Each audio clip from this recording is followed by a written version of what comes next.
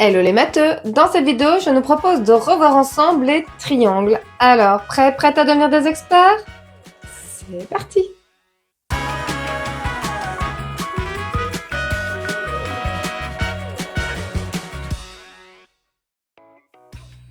Bienvenue dans cette nouvelle vidéo de Math Expert. Aujourd'hui, je nous propose de revoir ensemble les triangles.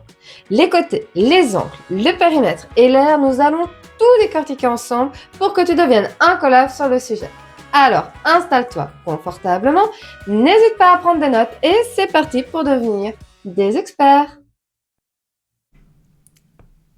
Nous pouvons classer les triangles de deux façons différentes, soit en fonction de leurs côtés, soit en fonction de leurs angles. Et pour chaque catégorie, nous rencontrons à chaque fois trois triangles différents.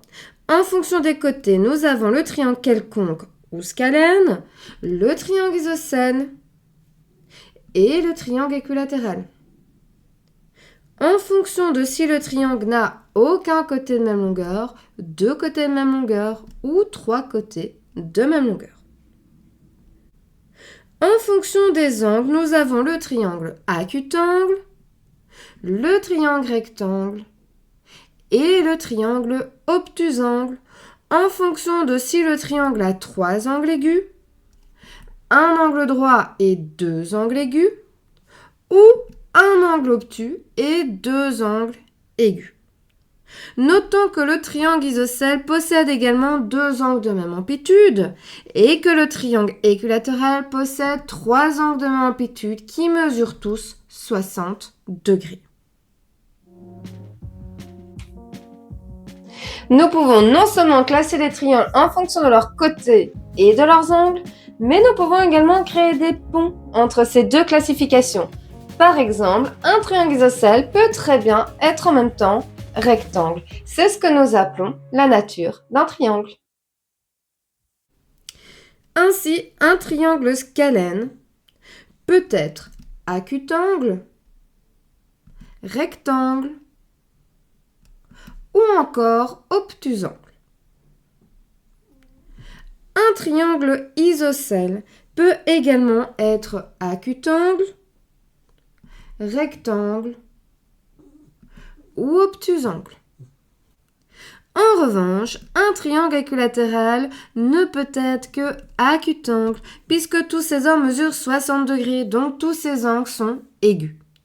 Et nous avons donc représenté ici toutes les natures possibles d'un triangle, les 7 natures possibles d'un triangle.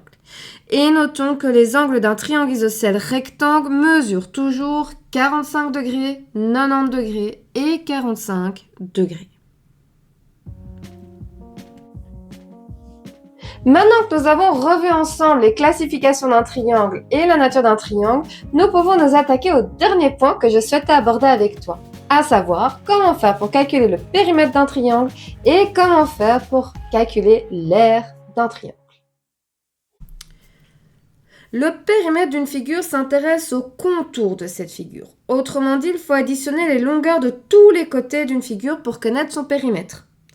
Comme un triangle a trois côtés, il faudra systématiquement additionner trois longueurs pour connaître son périmètre. Par exemple, voici ce triangle dont les côtés mesurent 6, 5 et 3. Il n'y a pas d'unité de mesure et ce n'est pas grave. Pour connaître le périmètre de ce triangle, il nous suffit donc simplement d'additionner ces trois longueurs 6 plus 5 plus 3 qui est égal à 14. Le périmètre de ce triangle est donc 14.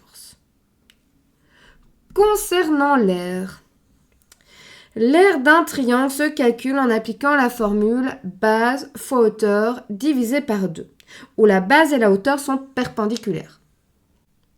Par exemple, avec ce triangle, nous pouvons prendre ce côté comme base, cette base mesure 6, et la hauteur qui lui est associée est donc perpendiculaire à cette base jusqu'au sommet opposé, et cette hauteur mesure 5. Pour calculer l'aire de ce triangle, il suffit donc d'effectuer le calcul 6 fois 5 divisé par 2, 30 divisé par 2, 15. L'aire de ce triangle vaut 15. Base fois hauteur divisé par 2, formule assez simple à retenir, avec une base et une hauteur qui sont perpendiculaires. Mais Que Que se passe-t-il si le triangle est rectangle? L'avantage de travailler dans un triangle rectangle, c'est que nous y retrouvons un angle droit. Donc, deux de ses côtés sont perpendiculaires et peuvent donc être pris pour calculer l'aire de ce triangle. Nous pouvons par exemple prendre ce côté comme base et cette base mesure 7 et ce côté comme hauteur et cette hauteur mesure 4. L'aire de ce triangle se calcule donc en effectuant le calcul 7 fois 4 divisé par 2, 28 divisé par 2, 14. L'aire de ce triangle rectangle vaut donc 14.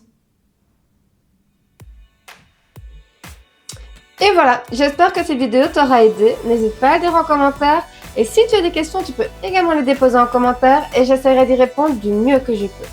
De plus, n'oublie pas d'aller checker la description de cette vidéo.